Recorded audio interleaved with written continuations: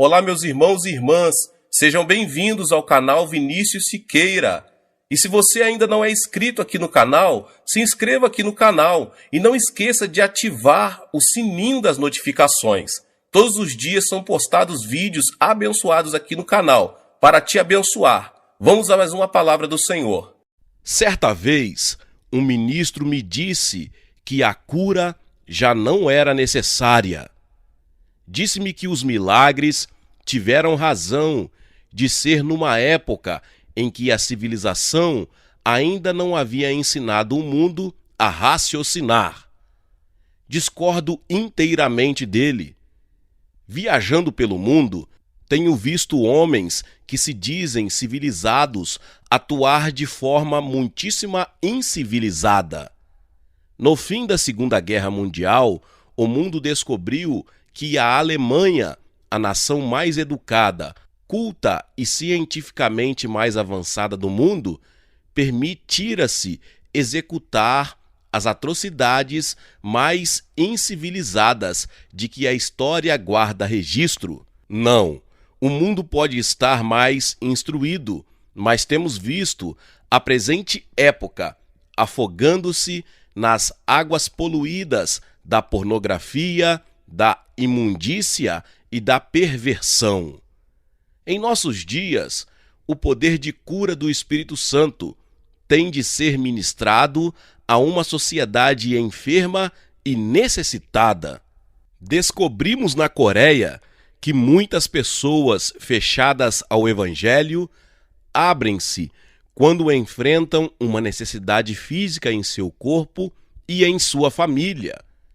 Quase toda a Coreia sabe muito bem que nossa igreja é um lugar onde Deus está evidentemente em ação. Não que tenhamos curas em massa aos domingos. O que acontece é que Deus opera a cura e as pessoas espalham a notícia. Um dos presbíteros de minha igreja tinha um filho aleijado. Tinha sido um belo rapaz, mas de repente as pernas deixaram de funcionar e foi parar numa cadeira de rodas.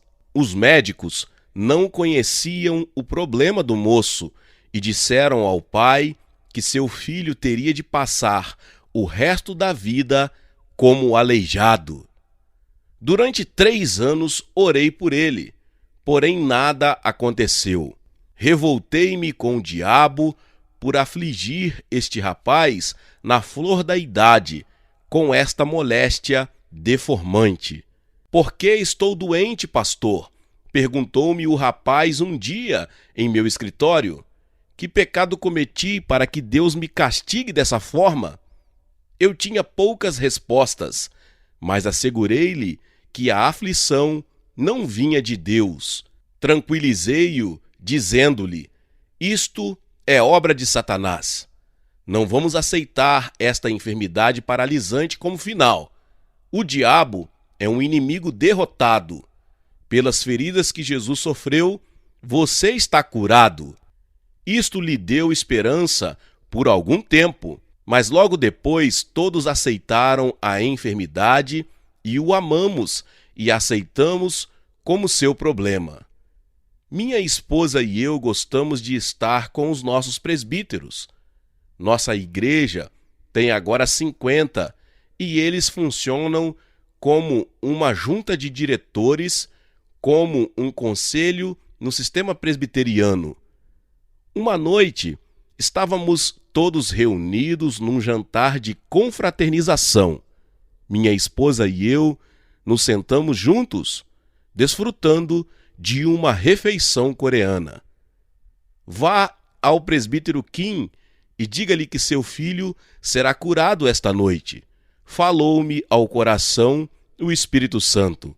Inclinei-me para Grace, minha esposa, e disse: "O Espírito Santo acaba de falar-me." Ela olhou para mim e sorriu. O nome Grace lhe assenta muito bem. Ela é capaz de fazer tudo de maneira graciosa. "Maravilhoso", disse ela, não sabendo o que Deus me havia dito. Grace, o Espírito Santo acaba de falar-me que devo dizer ao presbítero Kim que seu filho vai ficar completamente curado hoje à noite. Grace, por causa dos que estavam sentados à mesa, não alterou muito a expressão ao ouvir o que eu lhe dizia. Porém, me deu um beliscão na perna e com um sorriso apagado disse: Yong-cho, você não se atreverá a tanto. Quantas vezes você já orou por ele? Se a cura não acontecer, você será alvo de zombaria de toda a comunidade. Minha esposa crê em Deus com uma fé poderosa, mas desta vez não tinha ouvido a voz, por isso raciocinava por conta própria. Não dê ouvidos à sua esposa. Vá e diga ao presbítero Kim que seu filho será curado esta noite. A voz era mais forte e meu coração estava muito fraco. Em silêncio, procurei sair de meu lugar. Nesse instante, minha esposa percebeu e perguntou: Aonde vai? Por aí, respondi-lhe com voz fraca. Deus sabe que eu não desejava obedecer à voz. Parecia-me que ia morrer. Mas tenho aprendido que é melhor obedecer do que perguntar-me se devia ter obedecido. Quando começamos a andar com o Espírito Santo, a obediência é muito importante. Se continuamente desobedecemos, a voz que nos fala vai se enfraquecendo até que desaparece de vez e nos tornamos insensíveis. Inclinei-me sobre a mesa onde o presbítero Kim e a esposa estavam sentados. Dentro de instantes, ele ergueu os olhos para mim e perguntou: Alguma coisa errada, pastor? Por que me olha? Respirei fundo e disse com vigor: Deus acaba de falar-me que seu filho vai ser curado hoje à noite. Louvado seja Deus! Exclamou o presbítero. Ele e a sua esposa começaram a chorar. Vertiam lágrimas de alegria. Outros se uniram a eles em regozijo. Eu, porém, não me regozijava, sentia-me doente. Por que fiz isso? Perguntei à minha esposa. Porque você não me deu ouvidos, só por isso, respondeu ela. Sempre tenho grande fé quando o Espírito Santo vem a mim, mas depois que a presença especial se retira, minha mente natural assume o comando e lamento haver obedecido ao Senhor. Todavia, aprendi a nunca deixar que a razão me governe o coração. É preciso cuidado para não sermos guiados pela emoção, mas pelo Espírito Santo. Quando o presbítero Kim chegou à casa, esperava ver o filho curado, mas o rapaz se arrastava fora da cama, incapaz de andar. Entraram no quarto e contaram-lhe o que eu havia dito. Contudo, o rapaz ainda estava no chão, sem poder mover-se. Sabendo os pais que eu nunca lhes diria algo que não tivesse seguro ser a voz de Deus, pegaram o rapaz pelos braços e o ergueram. Em nome de Jesus você está curado. Deus falou ao nosso pastor e cremos que é verdade. Ande! Após uns poucos minutos, o rapaz começou a sentir algo nas pernas. Eu não conseguia dormir. Deitado na cama, eu me perguntava o que iria acontecer no dia seguinte. Se nada acontecesse ao rapaz, eu não me importava tanto com minha reputação como com a integridade de Deus em nossa cidade. Na casa do presbítero Kim, as pernas do rapaz iam encontrando novas forças. Sinto uma sensação de formigamento subindo-me pelas pernas, pai. Depois de alguns minutos, o rapaz começou a andar. Os pais regozijaram-se, mas não me telefonaram. Pela manhã, eu fiquei sabendo que o jovem havia corrido fora da casa e começava a contar aos vizinhos o que havia acontecido. Os budistas e outros cristãos da cidade, ao tomarem conhecimento do acontecido, ficaram assombrados com o poder de Deus. Desde então, a maioria das pessoas daquela parte da cidade foi salva por causa do poder curador de Deus. O reino de Deus manifestou-se naquela comunidade e as pessoas vieram a Cristo. Deus deseja curar, não para afirmar minha reputação, mas para glorificar seu nome. Não obstante, por 3 anos o rapaz havia sofrido. Por quê? Não tenho todas as respostas, nem tento justificar os caminhos de Deus. Estão totalmente fora de minha compreensão. Uma coisa eu sei: Deus pode e deseja curar, desde que sejamos obedientes à sua voz e confiemos no cumprimento de sua palavra. Nossa igreja crê na existência de um diabo real. Cremos que ele é mais do que a personificação do mal. Cremos que ele é tão real quanto Jesus.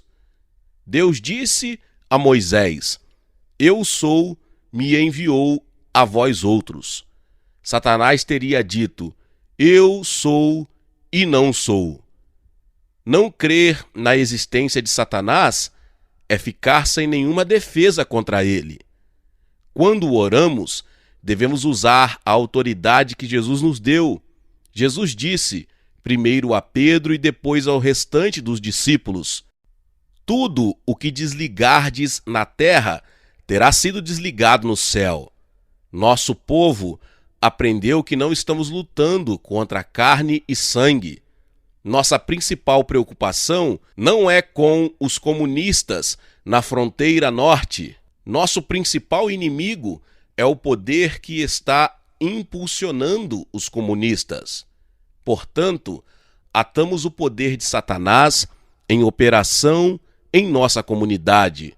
Podemos realizar mais através das orações conjuntas do que se pode realizar por meio de todas as armas à disposição do mundo livre. Moisés aprendeu a importância da oração quando teve de manter erguidos os braços para que Israel derrotasse o inimigo. Temos poder e autoridade, porque Cristo nos deu.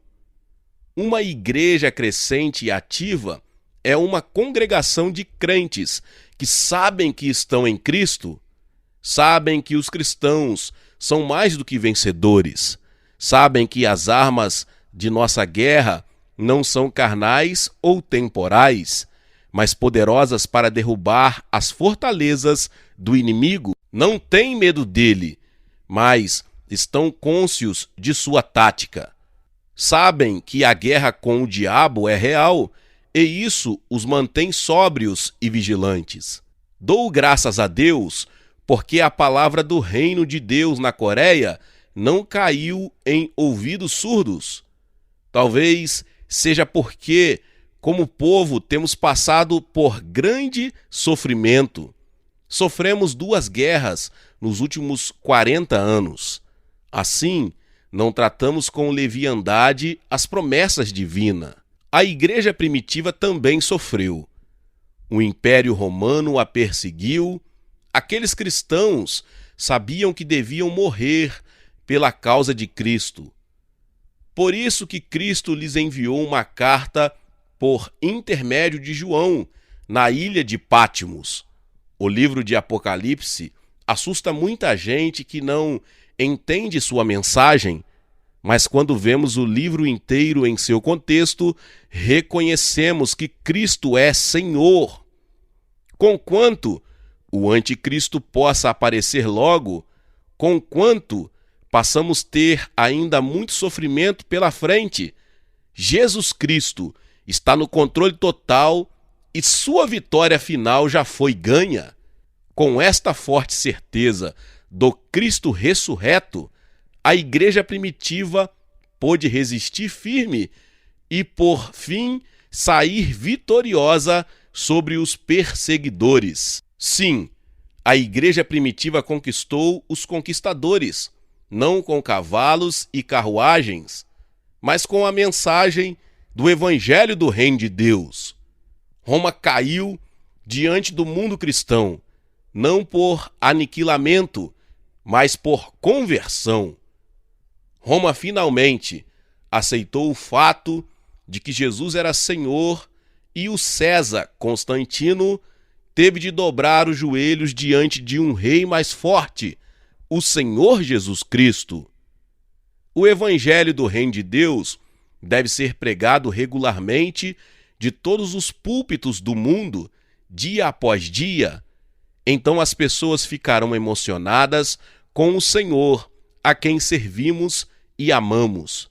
Sim, sua igreja pode crescer e crescerá se os pecadores da comunidade a qual você serve finalmente reconhecerem que o Deus que é cultuado em sua igreja está vivo e ativo. Ele pode suprir-lhes as necessidades. Só os que não reconhecem ter grande necessidade é que podem proceder com indiferença em relação ao seu ministério. Mas todos tomam posição quando necessitam de Cristo. Nesse tempo, as pessoas saberão que Deus está em ação na sua igreja e verão a manifestação do reino de Deus. Glória a Deus, que palavra poderosa! Talvez você chegou aqui pela primeira vez, ouviu esta palavra poderosa, mas ainda não se inscreveu aqui no canal. Aqui nesse vídeo você está vendo a palavra inscreva-se. Clique nessa palavra inscreva-se. Logo após você vai ver um sino. Clique nesse sino.